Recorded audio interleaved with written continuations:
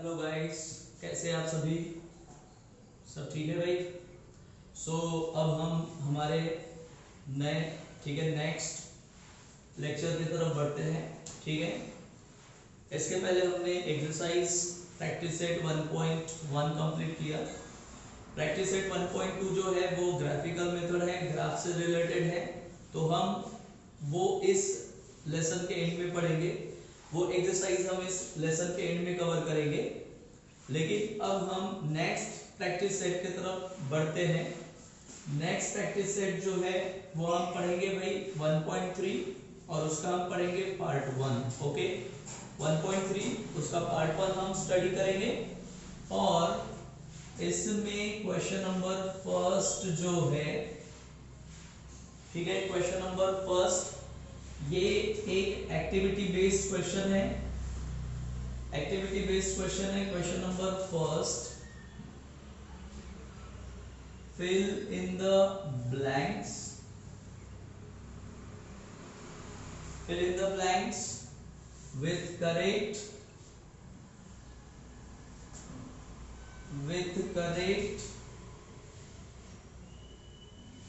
numbers। ठीक है, with correct numbers। Okay, clear.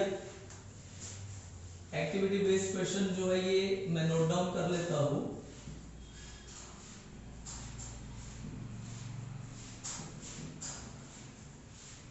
वो दिया हुआ है आपको,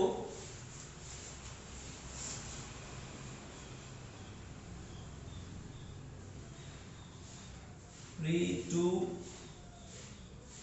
4 5 इक्वल्स टू 3 मल्टीप्लाइड बाय, यहां पर दिया हुआ है box, minus 2 multiplied by 4 equals to, फिर आपको दिया है बॉक्स, -8 इक्वल्स टू है बॉक्स। Okay, clear. तो स्टूडेंट ये एक्टिविटी बेस्ड क्वेश्चन आपको कंप्लीट करना है, लेकिन इसको कंप्लीट करने के लिए कुछ बेसिक चीजें मैं आपको समझा दूं, कुछ बेसिक चीजें मैं आपको पढ़ाना चाहता हूं। इसमें सबसे पहला टर्म आपको समझना है डिटर्मिनेंट। ठीक है, डिटर्मिनेंट ये होता क्या है भाई? ठीक है, क्लियर है। डिटर्मिनेंट इसका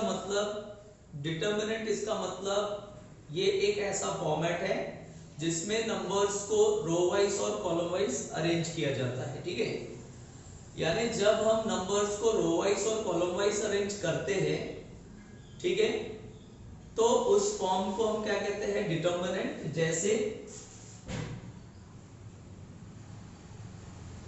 यहां पर ए लिया मैंने, यहां पर बी लिया, यहां पर सी लिया, यहां पर डी लिया, बराबर ध्यान देंगे। अब देखो, मैंने ये जो फॉर्मेट आपके सामने लिखा, इस फॉर्मेट में आपको ये दिख रहा है कि ये जो ABCD है इसको हमने रो वाइज अरेंज किया है, कॉलम वाइज अरेंज किया है, row wise and column wise. आपको आपको पता है रो और कॉलम, ठीक है, आपको नॉलेज तो होगा ही। तो रो इसका मतलब ऐसे नंबर्स जो, ठीक है, हॉरिजॉन्टली प्लेस किए हैं। कॉलम इसका मतलब ऐसे नंबर्स जो वर्टिकली प्लेस किए हैं। तो अगर हमने इसको ऐसा देखा तो ये रो हो जाएगा, और अगर हमने इसको वर्टिकली देखा तो ये कॉलम हो जाएगा। तो कहने का मतलब ये है कि ये जो फॉर्मेट आपको यहाँ पर मैंने लिखकर बताया है, ठीक है, नोट डाउन किया है, इसी को हम कहते हैं डिटर्मिनेंट। और इसमें ये जो 2 पैरेलल लाइंस है ये, ठीक है, क्या होते हैं? Sign of modulus. इनको कहा जाता है साइन ऑफ मॉड्यूलस, या आप इसको सिंपली कह सकते हो मॉड। मॉड्यूलस भी आप कह सकते हो, मॉड भी आप कह सकते हो। मॉड आपने पढ़ा है। अब अगर मान लो इस डिटर्मिनेंट को आपको सॉल्व करना है, ठीक है, कैलकुलेट करना है, इस डिटर्मिनेंट का वैल्यू आपको फाइंड आउट करना है, तो भाई आप इसके लिए क्या करेंगे? आप इसके लिए पहले तो आप क्रॉस मल्टीप्लाई करेंगे A और D का।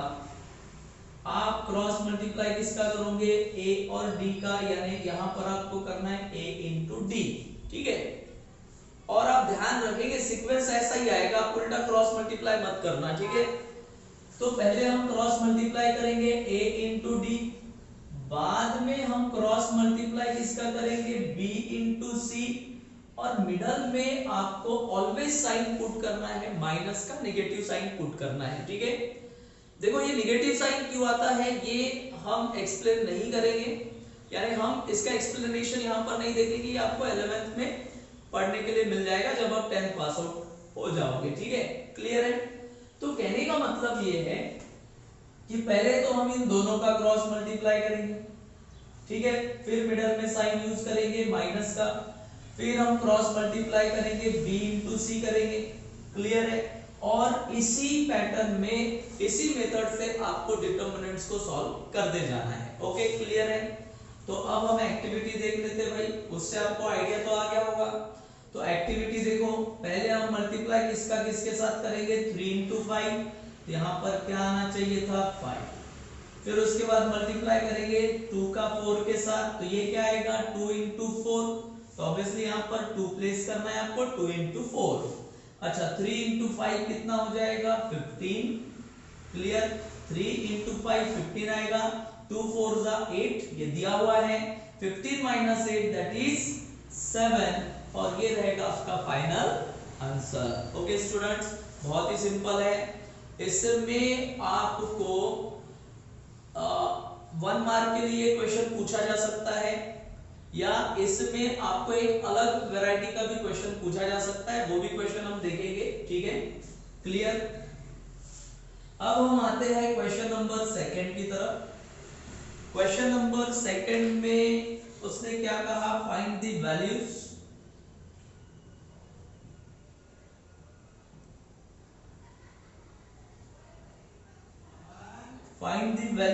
of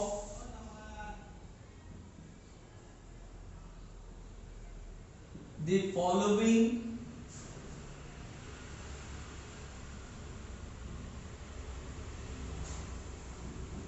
डिटर्मिनेंट्स, ठीक है, find the values of the following determinants. और इसमें हम देखेंगे क्वेश्चन नंबर 3।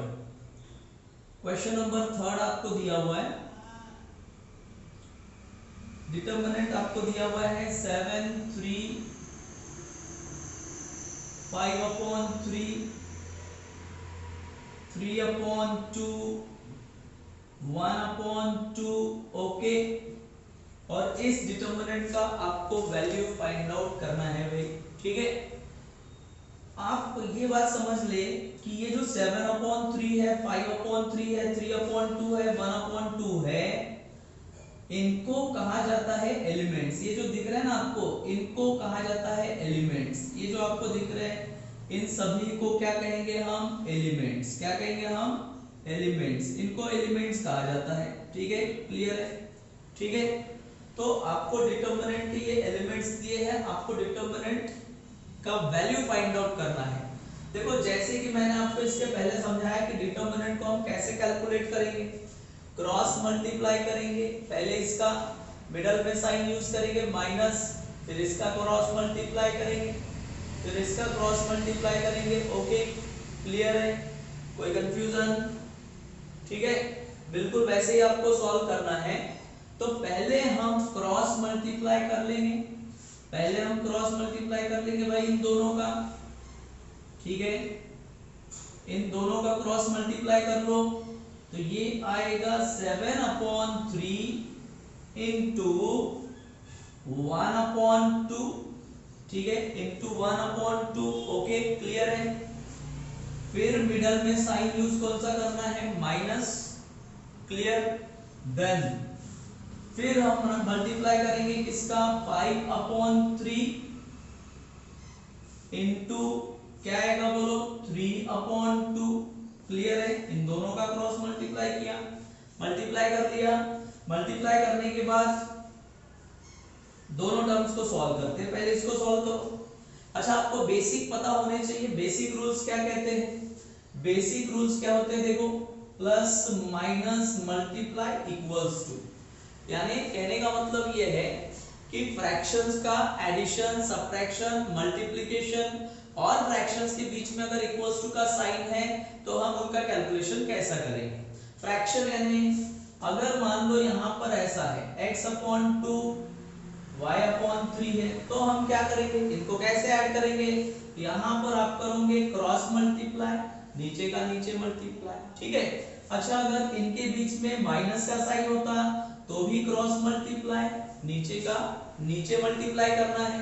लेकिन अगर मल्टीप्लाई का साइन है तो ऊपर का ऊपर, नीचे का नीचे मल्टीप्लाई, और अगर इक्वल्स टू का साइन है तो सिर्फ क्या करना पड़ेगा, क्रॉस मल्टीप्लाई करना पड़ेगा। तो बच्चों आपको ये रूल्स फ्रैक्शन का एडिशन सब्ट्रैक्शन करते समय ध्यान देना है। अब यहां आते हम, देखो मल्टीप्लाई का साइन है, मल्टीप्लिकेशन का साइन है, इनटू का साइन है, तो ऊपर का ऊपर मल्टीप्लाई कर लो, नीचे का नीचे मल्टीप्लाई कर लो। 7 1 जा 7, 3 2 जा 6, ओके। फिर माइनस, फिर ऊपर का ऊपर मल्टीप्लाई करेंगे, न्यूमरेटर को न्यूमरेटर के साथ मल्टीप्लाई, 5 3 जा 15, ओके, और 3 2 जा 6, क्लियर है, ठीक है। अच्छा यहां ध्यान देंगे 15 और 6 इसको हम 3 से डिवाइड कर सकते हैं लेकिन नहीं करेंगे, ठीक है, इसको हम डिवाइड नहीं करेंगे, क्लियर। अच्छा अब हम ध्यान देंगे इसको हम आगे कैसे सिंपलीफाई करेंगे। भाई देखो डिनोमिनेटर सेम है, अगर डिनोमिनेटर सेम है तो इनका डिनोमिनेटर कॉमनली लिख लो, कॉमनली लिख लेंगे यानी एक बार लिखेंगे, लिख लिया।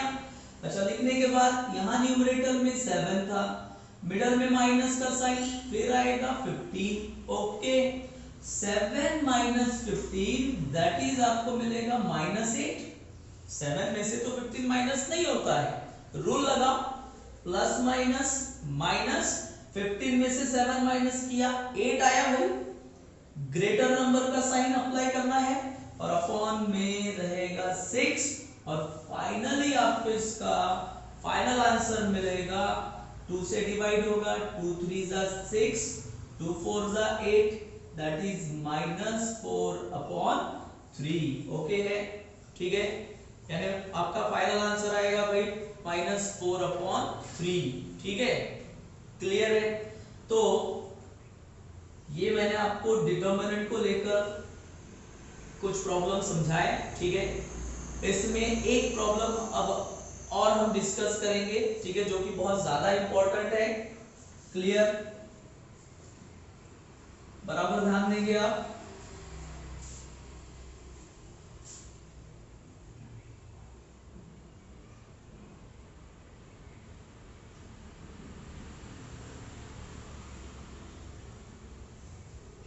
एडिशनल क्वेश्चन है ये, क्लियर। अब इसमें बहुत इंपॉर्टेंट होता है, ये आता ही है 101%, ये पूछता ही है, यानी आप बोल नहीं सकते कि ये क्वेश्चन नहीं पूछेगा, मोस्टली टाइम्स तो इस टाइप के क्वेश्चन पूछे हैं। क्वेश्चन मैं लिख रहा हूं यहां पर, इफ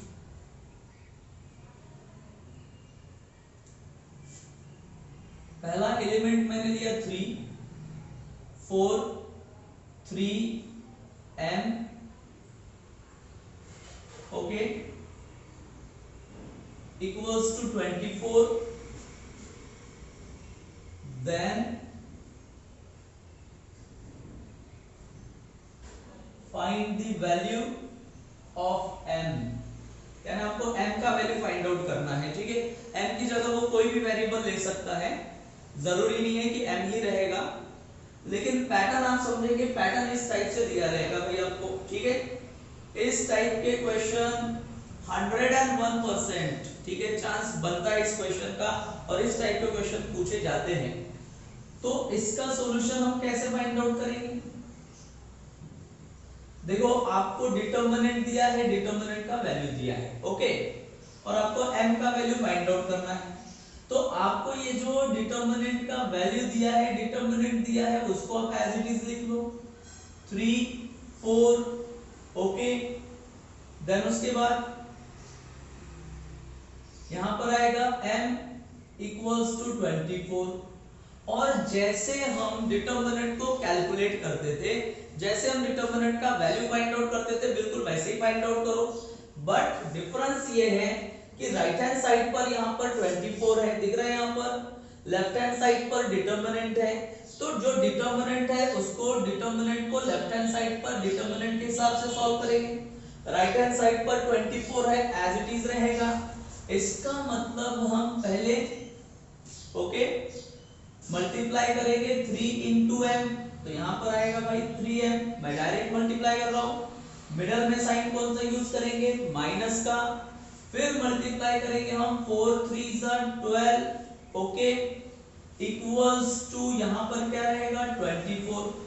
अब आप इसको सिंपलीफाई कर लेंगे, -12, ठीक है, ट्रांसफर करेंगे हम -12। जैसे ही हमने ट्रांसफर किया तो माइनस का क्या हो जाएगा, प्लस, तो +12 होगा, तो ये आएगा 3m इक्वल्स टू 24, और -12 का यहाँ आएगा भाई +12, then 3m equals to 24 + 12 that is 36, and therefore m equals to 36/3, okay भाई, 36/3, and m equals to 3 से डिवाइड करेंगे, 3 1 जा 3, 3 2 जा 6, तो भाई आपका फाइनल वैल्यू मिलेगा m का 12। ओके, क्लियर है बच्चों, ठीक है। तो आपको डिटर्मिनेंट के लेवल पर इस टाइप का भी क्वेश्चन पूछा जा सकता है। यानी अगर डिटर्मिनेंट का वैल्यू फाइंड आउट करना है, डिटर्मिनेंट को इवैल्यूएट करना है, तो उसमें दो ही टाइप के क्वेश्चन पूछे जाएंगे आपको। एक तो सिंपल, एक तो आपको पूछा जाएगा एक्टिविटी बेस्ड पूछा जाएगा, ठीक है, ये बहुत कम पूछता है। या नहीं तो आपको 1 मार्क के लिए डिटर्मिनेंट का वैल्यू फाइंड आउट करना है, 1 मार्क्स के लिए डिटर्मिनेंट का वैल्यू फाइंड आउट करना, नहीं तो आपको ये क्वेश्चन 2 मार्क्स के लिए पूछा जा सकता है, 1 मार्क के लिए भी पूछा जा सकता है। तो ये मैंने आपको डिटर्मिनेंट पर बेस्ड, ठीक है, जितने टाइप के क्वेश्चंस पूछे जा सकते हैं वो सभी मैंने आपके साथ डिस्कस किए हैं।